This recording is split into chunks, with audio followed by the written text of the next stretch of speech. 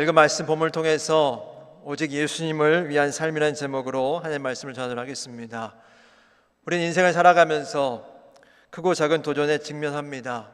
어떤 날은 내 생각대로 일이 잘 풀리기도 하지만 또 어떤 날은 아무리 애를 써도 벽에 부딪히는 것처럼 느껴지기도 합니다.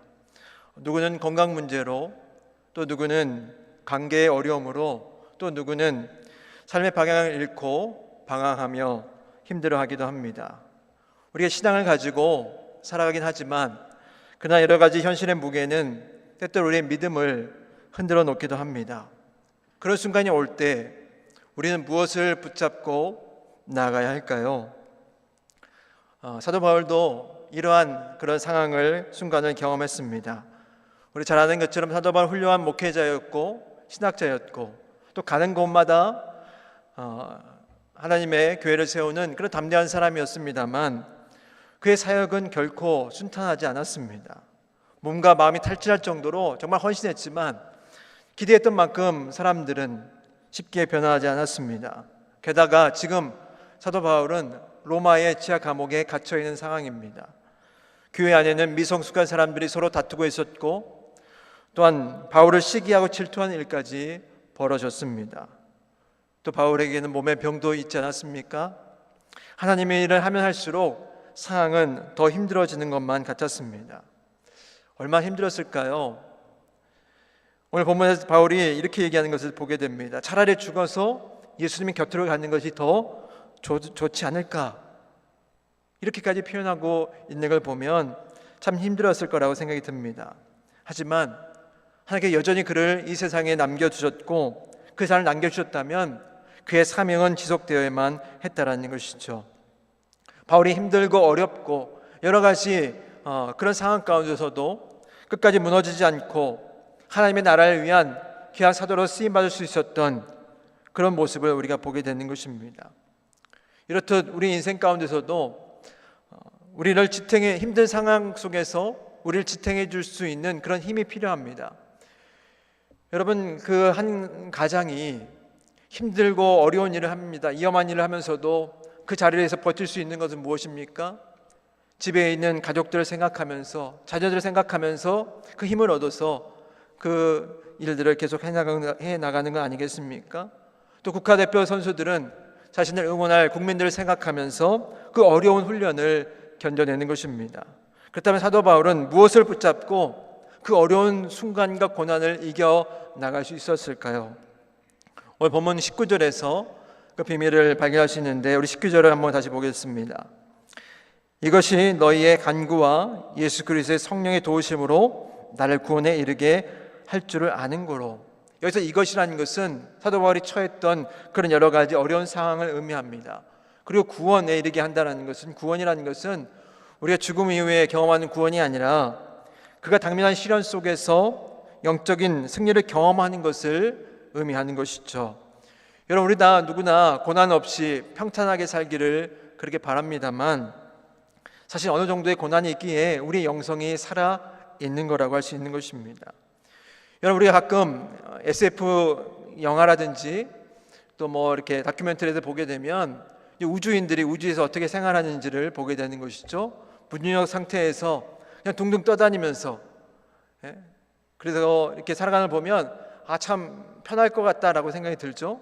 그래서 물건도 그냥 저기 있는 것을 가려면 한번 그냥 몸을 움직이면 저까지 그냥 자연스럽게 가고 이런 게 편해 보이지만, 그러나 이 우주인들이 오랫동안 그 생활을 하게 되면 근육과 뼈의 밀도가 약해지고 맥박이 빨라지는 등 신체 이상이 생긴다는 것입니다. 그러니까 중력 없이 생활하면 오히려 편할 것 같지만 그렇지 않고 신체가 더 약해진다는 것이죠. 우리의 신앙도 마찬가지입니다. 항상 평탄한 길을 걸을 때보다는 험한 그런 골짜기를 지날 때 우리 신앙이 더 강해지는 것이죠. 이런 성경 속에서 믿음의 영웅들을 보게 되면 그들 모든 험한 그런 산을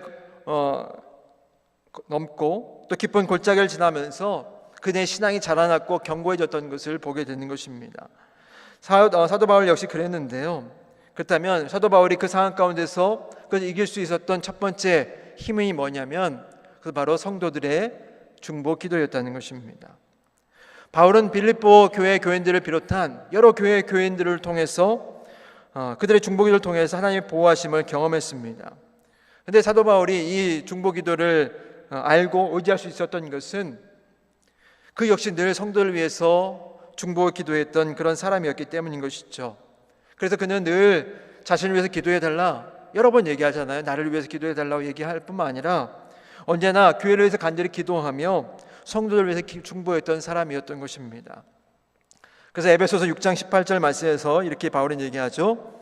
모든 기도와 간구를 하되 성령 안에서 기도하고 이를 위하여 깨어 구하기를 항상 힘쓰며 여러 성도를 위하여 구하라. 또 골로새 4장 2절 3절에서도 또 얘기하죠. 기도를 계속하고 기도에 감사함으로 깨어 있으라.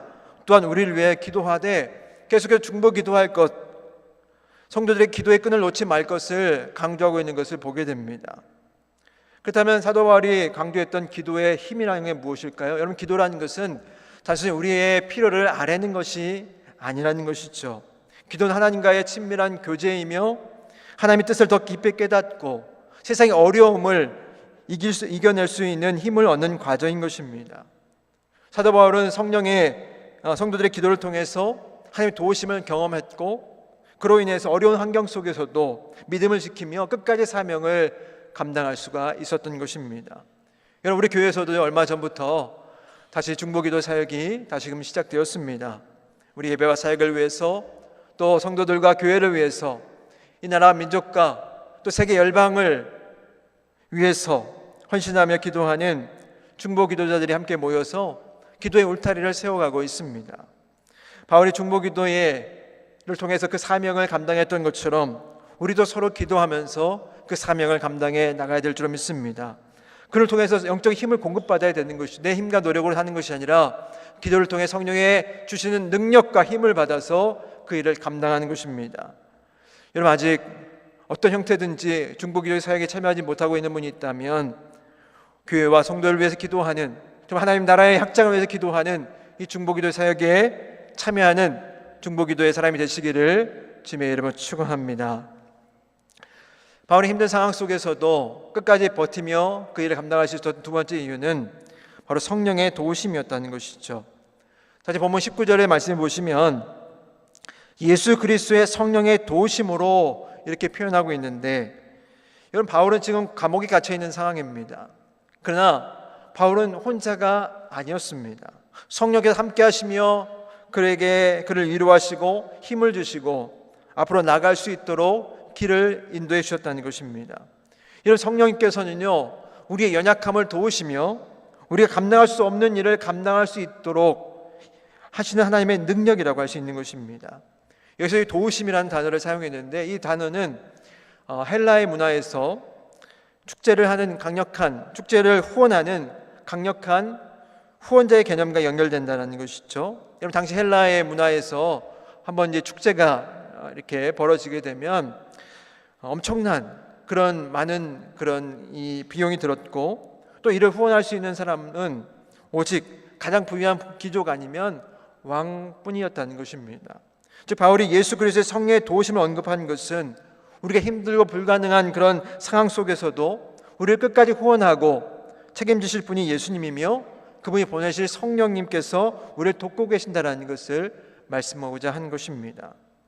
예수님을 이렇게 말씀하셨죠. 예수님 성령님을 보혜사 성령께서 오시는 게 있다고 했는데, 이 보혜사라는 단어는 파라클레토스라는 헬라어 단어가 사용되고 있는데, 이 단어의 뜻은 옆에서 돕는 조력자라는 의미가 있다고 합니다. 오늘날로 얘기하면 선수를 돕는 코치와도 같은 그런 역할이라는 것입니다. 이런 코치는 선수를 대신해서 띄워주지 않습니다. 선수가 힘들다고 그래 잠깐 쉬어 내가 뛸게 할 수는 없죠. 그러나 코치는 선수가 훈련할 때 있어서 함께 훈련하고 또 격려하고 여러 가지 자세도 교정해주고 그렇게 하는 것입니다. 선수가 뛰는 모든 과정에 코치의 손길이 녹아있는 것처럼 우리의 신앙의 여정 속에서 내가 잘나서 내가 열심을 가져서 신앙생활하고 있는 것이 아니라 성령의 도우심이 우리 가운데, 우리 신앙생활 가운데 깊이 스며들어 있다는 것입니다. 바울은 이 성령의 도우심을 매 순간순간 깊이 체험하며 살았습니다. 그러니까 뛰어난 열정을 가졌고 능력을 가지고 지식을 가졌지만 또 어마어마한 헌신을 하긴 했습니다만 자신의 힘만으로 감당할 수 없다는 일들이 너무 많다는 것을 잘 알고 있었습니다. 그래서 성령의 도우심을 가장 귀하게 여겼고, 그래서 성도들에게도 이 말씀을 하고 있는 것입니다. 로마서 8장에서 바울이 얘기하잖아요. 성령께서는 우리의 연약함을 도우신다. 우리가 기도할 수 있는 힘이 없을 때라도 성령께서 우리를 위해서 대신 간구하신다는 것이죠. 우리가 감당할 수 없는 그런 상황 가운데서 성령께서 그 상황 가운데서도 우리에게 능력을 주십니다. 가장 연약할 때, 가장 절망적일 때 성령께서 우리를 다시 일으켜 세워주실 줄로 믿습니다. 그럼 우리도 성령의 도우심을 구하며 신앙생활을 해가야 되는 것입니다. 그리고 그분이 주신 능력을 가지고 믿음의 길을 걸어가는 것이죠. 여러분, 아무리 힘든 현실이 있다 하더라도, 정말 앞이 보이지 않는 그런 상황이 있다 하더라도 성령님 함께 하시면 우리 반드시 승리하고 사도 바울처럼 우리도 끝까지 선싸움을 싸우고 믿음의 길을 지키고 나아가게 될 줄로 믿습니다. 우리의 힘이 아닌 성령의 도우심을 구하며 그 능력으로 승리하는 저와 여러분이 되시기를 주님의 이름으로 축원합니다. 바울이 끝까지 사명을 감당할 수 있었던 세 번째 이유는 오직 예수님을 위한 삶이라는 그의 목적, 삶의 비전이 분명했기 때문입니다. 내가 이거 하다가 안 되면 말지, 이게 아니라 나는 오직 예수님을 위해서 살겠다라는 분명한 삶의 목적이 있었기 때문이라는 것이죠. 그래서 본문 20절에서는 이렇게 말씀하죠. 나의 간절한 기대와 소망을 따라 아무 일에든지 부끄러워하지 아니하고 지금도 전과 같이 온전히 담대하여 살든지 죽든지 내 몸에서 그리스도가 존귀하게 되게 하려 하나니. 바울의 삶은 굉장히 단순했습니다. 그의 목표는 오직 한 가지였습니다. 어떤 상황 속에서도, 환경이 중요한 게 아니라 어떤 상황 속에서도 한 가지 목적, 내 삶을 통해, 내 몸을 통해서 그리스도가 존귀하게 되게 하는 것. 이는 다시 말하면 사람들이 자신의 삶의 모습을 보고 예수님을 경외하고 예수님을 존경하게 하려는 것이 그의 삶의 이유였고 그의 삶의 목적이었다는 것입니다. 여러분, 세상 사람들은요, 성경을 읽지 않습니다. 그들은 우리를 읽습니다. 우리가 곧 보이는, 그들에게 곧 보이는 성경이라는 것이죠. 바울을 통해 사람들은 하나님의 실체를 보게 되는 것입니다. 여러분, 하나님이 눈에 보이지 않기 때문에 많은 사람들이요, 하나님을 추상적인 그런 존재로 생각합니다. 그러나 작은 만은경이 별을 선명하게 우리에게 보여주는 것처럼 우리가 비록 연약하고 부족할지라도 우리의 삶을 통해서 세상은 우리의 모습을 통해서 빛나는 우리 주님의 모습을 보게 될 줄로 믿습니다. 우리가 고난 가운데서도 흔들리지 않고 믿음으로 살아가는 그 삶을 보면, 그리고 바울 같은 그런 사람들을 보게 될 때 세상은 하나님이 살아계시는구나, 하나님께서 지금도 역사하시는구나 하는 것을 알게 될 것입니다. 로마 감옥에 있는 사람들 생각해 보십시오. 대부분의 사람들은 감옥에 갇혀서 뭘 했겠습니까? 불평하고 원망하고 빨리 나가야겠다, 이런 얘기를 하고 있었을 텐데요. 바울은 달랐습니다. 그 상황 가운데서도 상황을 탓하거나 원망하는 것이 아니라 찬송하며 기도하며 오히려 간수들에게까지 복음을 전했습니다. 그의 태도에는 두려움과 염려와 걱정이 아닌 당당함과 평화와 기쁨이 있었다는 것입니다. 그래서 결국 그의 모습을 통해서 로마 군인들까지 그리스도를 존경하게 만드는 그런 계기가 되었다는 것이죠. 1960년대 말 소련의 점령으로 체코 프라하는 공산주의의 어두운 시기를 겪었습니다. 당시 KGB, 여러분 KGB가 무엇인지 잘 아실 텐데, 이 KGB는 단순히 교회를 탄압하는 것만으로는 신앙을 없앨 수 없다는 것을 알고 전략을 세웠는데, 프라하에서 가장 큰 교회의 장로 7명을 체포해서 신문하려는 그런 전략을 세웠습니다. 그러니까 그들 사이에 관계를 이간질을 하려고 했다는 것이죠. 그래서 이 7명의 장로들을 붙잡아 놓고 각자 따로 신문을 하면서 이렇게 얘기했습니다. 다른 장로들이 당신에 대해서 이런 문제를 제보했다, 돈의 문제가 있고 여자 문제가 있고, 이런 거짓말로 관계를 깨트리려고 했습니다. 그런데요, 이 KGB가 이렇게 심을 하다가 충격을 받았습니다. 모든 장로가 각자 따로 신문을 받았음에도 불구하고 모두가 동일한 대답을 했기 때문이라는 것이죠. 나는 내 형제가 내 뒤에서 그런 말을 했을 거라고 믿지 않습니다. 그리고 혹시 그런 말을 했다 하더라도 나는 그를 용서하고 사랑합니다. 결국 이 KGB는 그들의 관계를 무너뜨릴 수 없었습니다. 그리고 KGB 그 의장은 이렇게 얘기했다는 것이죠. 어떻게 다른 도시에서 다 통했던 이 수법이 여기서는 통하지 않는가? 도대체 무엇이 저들로 하여금 서로를 저렇게 사랑하게 만드는가? 그러면서 마침내 인정을 했다는 것입니다. 저들이 믿는 하나님은 진짜 살아계신가 보다. 이런 가장 무서운 공산주의의 책임자의 입에서, 정보 책임자의 입에서 예수 그리스도가 존귀하게 되는 그런 고백이 흘러나오게 된 것입니다. 이런 고난 속에서 흔들리지 않는 믿음은 세상의 어떤 권력도 꺾을 수 없고 또 그것을 통해 하나님의 영광이 나타나게 될 줄로 믿습니다. 그래서 사도 바울은 21절에서 본문 21절에서 이렇게 선언하죠. 우리 함께 한 목소리 읽어보겠습니다. 이는 내게 사는 것이 그리스도니 죽는 것도 유익함이라. 바울의 인생의 중심은 오직 예수님이셨고 예수를 위한 삶이었습니다. 여러분, 그가 목적했던 것은요, 이렇게 하면 성공하겠지, 이렇게 하면 좋은 삶을 살 수 있겠지, 이것이 아니라 그리스도를 위한 삶이 나의 삶에 가장 중요하다는 것을 이야기하고 있는 것입니다. 여러분, 우리는 종종 얘기하죠. 환경이 바뀌면, 상황이 바뀌면 더 나은 삶을 살 수 있을 거라고 생각합니다. 더 좋은 집에 이사하고 또 좋은 환경에서 살게 되면 자녀들도 잘 될 것이고 더 좋고 평안한 삶이 될 것이라고 생각하지만 바울의 삶을 보면 환경보다 더 중요하게 여겼던 것이 예수 그리스도의 관계였음을 우리가 알게 되는 것입니다. 그는 감옥에서도 자유를 누렸고 어떤 상황에서 기쁨을 누렸습니다. 그 이유는 무엇입니까? 환경을 바라봤으면요, 여러분, 절대 그렇지 못했죠. 그에게 있어서 환경을 바라보는 것이 아니라 예수 그리스도께 집중했기 때문에 어떤 상황에서도 기쁨과 감사의 삶을 살 수가 있었던 것입니다. 내게 사는 것이 그리스도니 죽는 것도 유익함이다 라는 이 고백에 원문에 보면요, 이런 뜻입니다. 좀 직역을 하면 이런 뜻이라는 것이죠. 단순히 그냥 낙관적인 고백이 아니라 나에게 있어 삶은 곧 그리스도라는 의미라는 것이죠. 그러니까 나의 삶, 리콜 그리스도라는 겁니다. 자신의 삶의 본질이 그리스도와 연결되어 있음을 고백하고 있는 그런 고백이라는 것입니다. 여러분, 이것은 오늘날 우리에게도 굉장히 중요한 메시지인데요. 여러분, 우리 삶의 목적이 무엇입니까? 여러분의 가정의 비전은 무엇입니까? 내가 10년, 20년 후에 우리 가정이 목표하고 있는 그 목표는 무엇입니까? 여러분, 우리의 삶은 단순히 평안함과 성공을 추구하는 것이 아니라 예수님과 더욱 깊이 연결되는 것이 되어야 하는 것입니다. 여러분, 환경이 좋을 때뿐만 아니라 환경이 어려울 때도 내가 예수님을 바라볼 수 있는가? 이것이 우리의 신앙을 결정짓는 아주 중요한 요소라는 것입니다. 여러분, 우리의 삶을 점검해 보기 원합니다.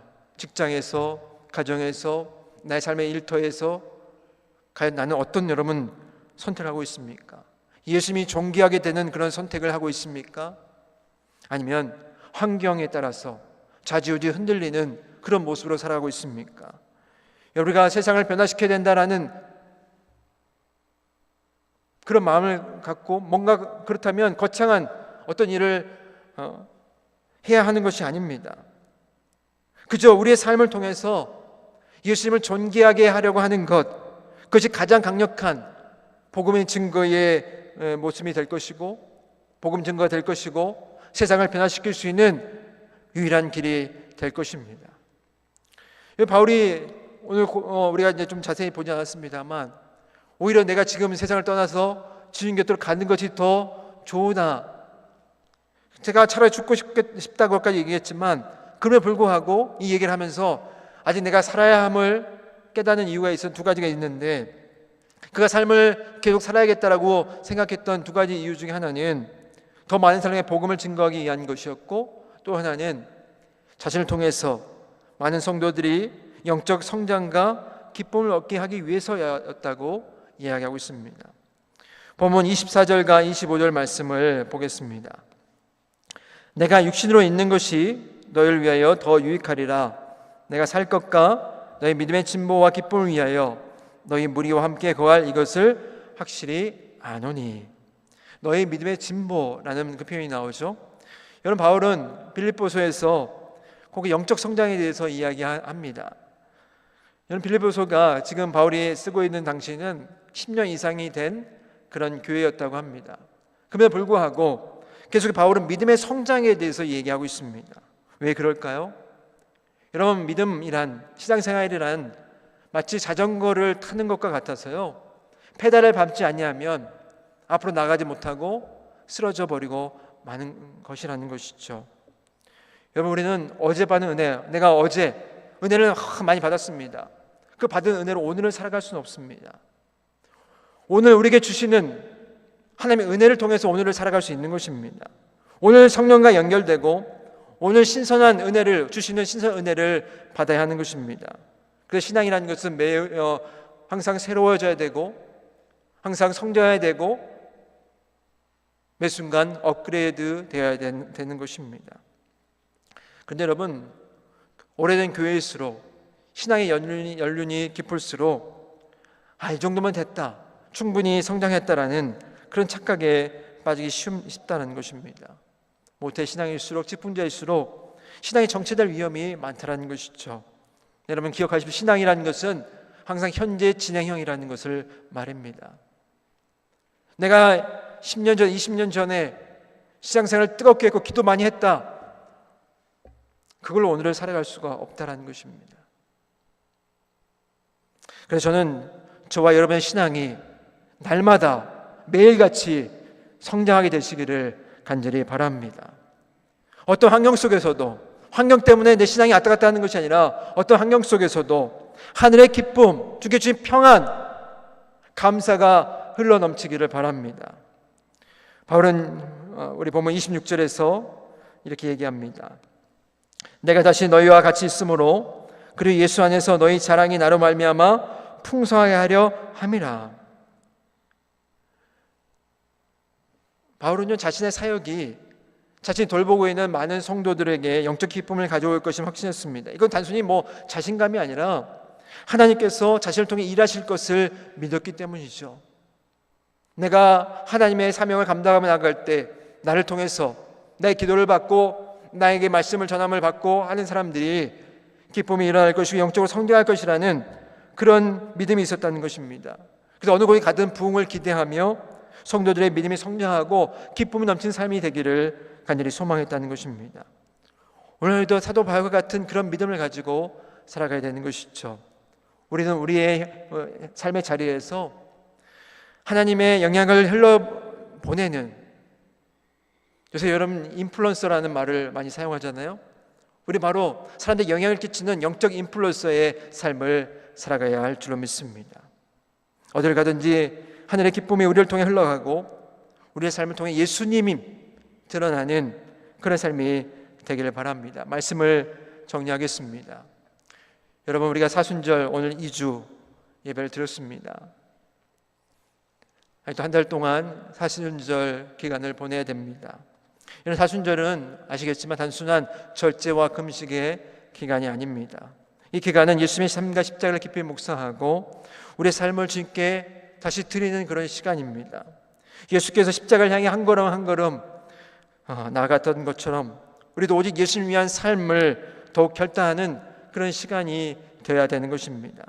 바울이 감옥 속에서도 어떤 환경 속에서도 흔들리지 않고 기쁨과 확신을 가졌던 것처럼 우리도 어떤 상황을 속에서도 상황을 바라보는 것이 아니라 주님을 바라보며 흔들리지 않는 그런 믿음으로 살아가야 할 줄 믿습니다.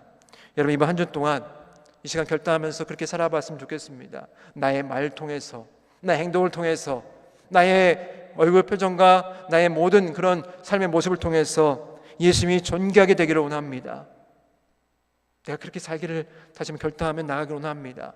성령님, 나와 함께 하여 주셔서 한 주 동안 바쁘게 세상에 취해 살지 말고 나의 삶을 통해서 오직 그리스도가 영광받기를, 그리스도가 나타나기를, 그리스도의 증거되기를 기도하며 나가는 그런 한 주가 되시기를 주님의 이름으로 축원합니다. 기도하겠습니다. 사랑의 주님 감사합니다. 오늘 말씀을 통해서 오직 우리의 삶이 예수님을 위한 삶이 되기를 결단합니다. 바울이 감옥 속에서도 어떤 환경 속에서도 주님을 존귀하게 하는 삶을 살았던 것처럼 우리도 어떤 상황 속에서도 흔들리지 않고 믿음으로 살아가게 하여 주옵소서. 성령님의 도우심을 의지하며 기도의 자리를 지키며 우리의 말과 행동이 주님의 영광을 드러내는 도구가 되게 하여 주시옵소서. 사순절 때 정말 주님께 한 걸음 더 깊이 나아가며 다시 한번 우리 삶을 결단하며 우리 삶을 통해서 많은 사람들에게 하나님의 살아계심을 증거할 수 있는 귀한 시간이 되게 인도하여 주시옵소서. 감사드리며 예수님의 이름으로 기도하옵나이다. 아멘.